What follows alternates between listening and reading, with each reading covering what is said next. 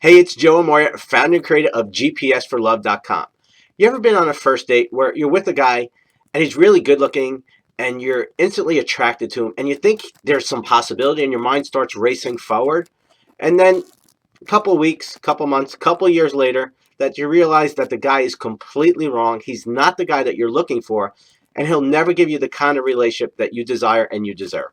Well, if so, I want you to pay close attention because today I'm going to give you 3 tips, 3 subtle ways to recognize that the guy is not the right guy for you on the first date. See, I believe that the red flags are always, always, always there. The problem is in the beginning, your estrogen, your hormones, your oxytocin are through the roof. And so your hormones don't allow you to see the red flags because, quite honestly, you're not looking for them. So today I'm going to help you recognize the 3 signs that will help you identify these red flags right from the beginning. So the first one is that you're with a guy who's self-centered. So you're on the date and you're sitting across from him and he's really attractive. He's got these great physical attributes. He's funny, but it's all about him. All he talks about is himself. You ask him a question, he goes on for ages. He doesn't ask you anything about you. He just tries to brag. He tries to talk about himself. Well, that's red flag number 1, okay? That the guy is self-centered. The second one is that you notice that the guy is negative and that he's disrespectful. So you simply have to observe. So say you're out at a restaurant and he's condescending towards the waitress. Or he's talking about his coworkers and he's talking down to them. Or he's talking about other people and he's putting them down. And he's the know-it-all. He's got this huge ego and it's all about him. He knows everything and everybody else sucks and everybody else is wrong. Not the kind of person you want to be with. Another part of that is a person who's a pessimist, who's got that glass half empty kind of outlook on life.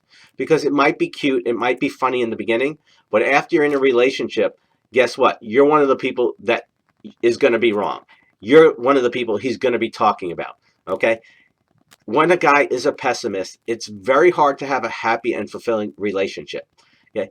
Because life is a struggle. There are challenges, and how you deal with those struggles, how you deal with those challenges ultimately determines if you win in life. So it's really important that you identify and recognize these subtle little clues right in the beginning. And the third one, this is kind of a no-brainer, but it's something we need to talk about because I know some of you on your journey where you think it's cute and you fall into the game, you fall into the trap, and that's you start talking about sex on the first date. Now look, sex is vital. It's extremely important if you're going to have a happy and fulfilling long-term relationship, but it's only one part, okay? Lots of people can have good sex, can have amazing sex, but that doesn't mean that they can have great and amazing relationships. So sex is an important part, but if you start focusing on that in the beginning, you're going to lose track of those other important things that make a true relationship work. So the way I see it is sex is simply one piece of the pie, but it's only one piece. There are so many other pieces that make that pie whole. And if you start focusing on that, you start getting caught up talking about sex, flirting, doing all that stuff in the beginning, then you lose track of the other important qualities and characteristics.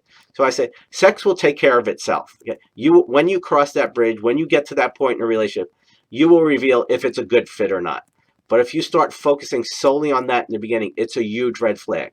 Now, also another reason for that is we talk all the time about the men and the boys. Okay, the boys are the guys who just want to get laid. They could care less about you. They just want to get in their pants. They want what they want, and they'll say and do anything that they can to get it. Well, again, this is why you have to pay attention to it, because no matter how cute it is, no matter how much it feeds into your ego, if it's a boy and he's only interested in sex, once he gets that sex and he uses you, he's also going to discard you and go find somebody else because he's not really looking for a relationship. So these are 3 important and subtle clues that you absolutely positively must be looking for.